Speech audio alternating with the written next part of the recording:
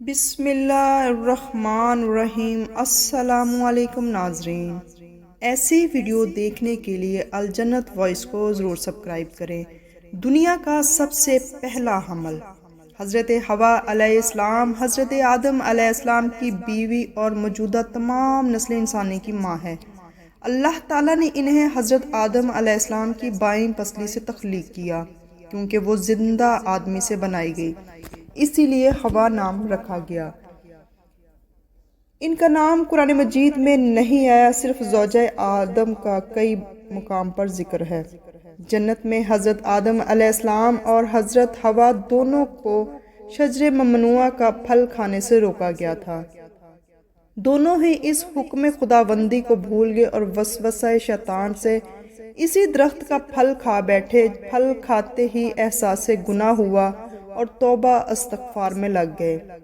اللہ نے معاف کر دیا، مگر معیشت میں زمین کو آباد کرنے کا وقت آ گیا تھا، کیونکہ تخلیق آدم کے وقت ہی بتا دیا گیا تھا کہ زمین پر ایک خلیفہ یا نائب مقرر ہونے والا ہے۔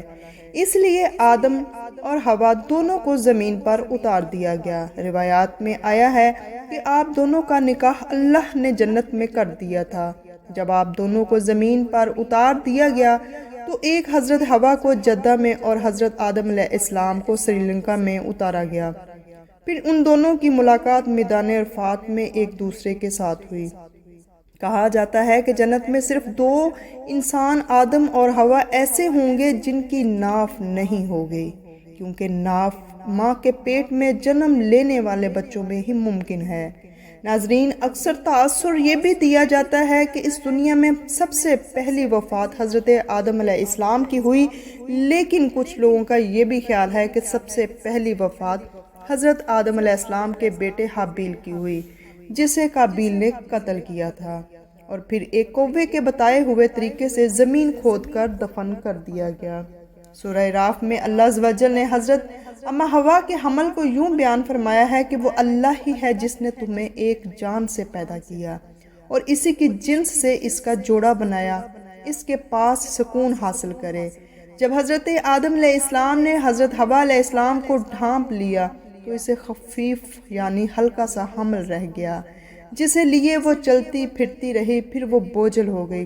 تو دونوں نے مل کر رب سے دعا کی، اگر تو نے ہم کو اچھا سا بچہ دیا تو ہم تیرے شکر گزار ہوں گے۔ مگر جب اللہ نے ان کو صحیح سالم بچہ دے دیا تو وہ اس کی بخشش عنایت میں دوسروں کو اس کا شریک ٹھہرانے لگے۔ حضرت سعید بن جبیر رضی اللہ تعالیٰ عنہ سے اس آیت کی تفسیر میں مروی ہے کہ حضرت حوا علیہ السلام کو جب پہلی بار حمل ٹھہرا تو آپ علیہ السلام نے بوجھ محسوس کیا۔ وہ زمین پر آنے کے بعد پہلی بار تھا کہ آپ علیہ السلام کا پیٹ بھی یوں حمل کی وجہ سے باہر نکل رہا تھا، جس کا بوجھ اور تکلیف آپ علیہ السلام کو چلتے پھرتے محسوس ہوتی تھی۔ اسی حالت میں ایک دن سوئی تو خواب میں شیطان نظر آیا، کہنے لگا، تمہارے پیٹ میں کیا ہے؟ آپ علیہ السلام نے کہا، مجھے کیا معلوم ہے؟ اس نے پھر پوچھا، یہ کہاں سے نکلے گا، ناک سے یا کان سے؟ آپ علیہ السلام نے کہا، میں نہیں جانتی۔ ابلیس نے پھر کہا، اگر یہ صحیح سلامت نکل آیا کیا تم میری بات مانو گی؟ جو میں کہوں گا اس پر عمل کرو گی؟ آپ علیہ السلام نے حامی بھر لی تو کہنے لگا، اس کا نام حارث رکھنا۔ اس کی وجہ آپ نے یہ بیان کی ہے کہ حارث ابلیس لعین کا نام تھا، یعنی وہ حضرت آدم علیہ السلام کی پہلی اولاد کو اپنے نام کے ساتھ منسوب کرنا چاہتا تھا۔ حضرت حوا علیہ السلام نے حامی بھر لی اور صبح تمام واقعہ حضرت آدم علیہ السلام کو گوش گزار کر دیا۔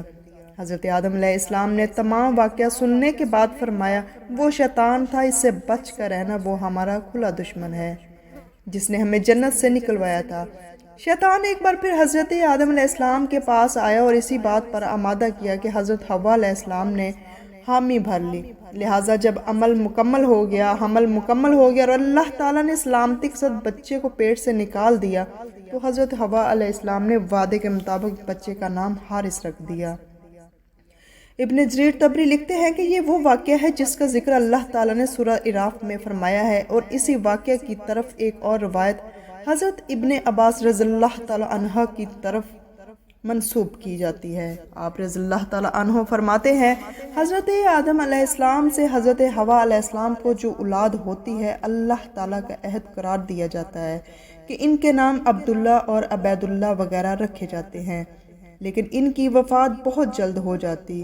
ابلیس لعین ان دونوں کے پاس آیا اور کہا کہ اگر تو ان بچوں کے نام ان ناموں کے علاوہ رکھو جو عقل رکھتے ہوں تو یہ زندہ رہیں گے۔ اس کے بعد اس کے ہاں لڑکا ہوا تو اس نے اس کا نام شیطان کے بتائے ہوئے طریقے سے الحارث رکھا۔ ایک اور روایت میں سمرہ بن جندب رضی اللہ تعالیٰ عنہ سے مروی ہے، وہ اس طرح کہ رسول اللہ صلی اللہ علیہ وسلم نے فرمایا، حضرت حوا علیہ السلام کا کوئی فرزند زندہ نہیں رہتا تھا۔ انہوں نے نظر مانی کہ اگر ان کا بیٹا زندہ رہا تو اس کا نام عبد الحارث رکھیں گے۔ ان کا بیٹا ہوا، زندہ رہا تو ان کا نام انہوں نے عبد الحارث رکھا، اور یہ اصل میں شیطان کی وجہ سے تھا۔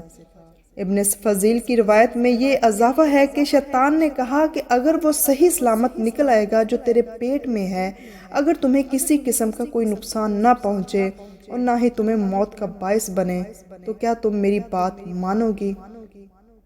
انہوں نے کہا ہاں۔ اس پر اس نے کہا اس کا نام عبد الحارث رکھنا۔ پس حوا علیہ السلام نے ایسا ہی کیا اور ان کا شرک فی الاسم تھا۔ حضرت حوا علیہ السلام کا شرک سے متعلق حضرت سعید بن جبیر رضی اللہ تعالیٰ عنہ سے پوچھا گیا تو آپ رضی اللہ تعالیٰ عنہ نے فرمایا، میں اللہ کی پناہ چاہتا ہوں اس بات سے کہ میں اس کے متعلق شرک کا دعویٰ کروں۔ البتہ وہ حمل کا بوجھ محسوس کیا تو ان کے پاس ابلیس لعین آیا اور اس نے انہیں بہکایا۔ اس ضمن میں ایک روایت ابن جریر طبری نے نقل کی ہے، وہ یہ ہے کہ حضرت حوا علیہ السلام کے ہاں ایک بیٹا پیدا ہوگا۔ ان کے پاس شیطان آیا اور کہنے لگا کہ اس کا نام عبدی رکھو ورنہ میں اس کو قتل کر دوں گا۔ حضرت آدم علیہ السلام نے کہا، تمہاری وجہ سے پہلے ہم جنت سے بے دخل کر دیا گیا تھا، اب کیوں ہم تمہاری بات مانیں؟ الغرض آپ علیہ السلام نے شیطان لعین کی بات ماننے سے انکار کر دیا اور بچے کا نام عبد الرحمن رکھا ہے۔ اس بچے کو قابو کر کے قتل کر دیا۔ یہ پہلی ہلاکت تھی جو اس سرزمین پر ہوئی۔ دوسرا بچہ پیدا ہوا تو شیطان پھر آیا اور کہنے لگا اس کا نام نہ رکھو، مگر حضرت آدم علیہ السلام نے اس مرتبہ بھی شیطان مردود کی بات ماننے سے انکار کر دیا۔ نومولود کا نام صالحہ رکھا۔ شیطان نے اس بچے کو اپنے قابو میں کیا اور قتل کر دیا۔ یہ زمین پر واقع ہونے والی دوسری ہلاکت تھی۔ اس کے بعد تیسرا بچہ پیدا ہوا تو پھر آیا اور کہنے لگا، صرف اس صورت میں اپنے بچے مجھ سے بچا سکتے ہو اگر آئندہ ہونے والے بچے کا نام عبد الحارث رکھو، جو کہ ابلیس کا پہلا نام حارث تھا۔ ابلیس کا نام تو مردود ہونے کے بعد نام دیا گیا تھا، اس بچے کا نام عبد الحارث رکھا۔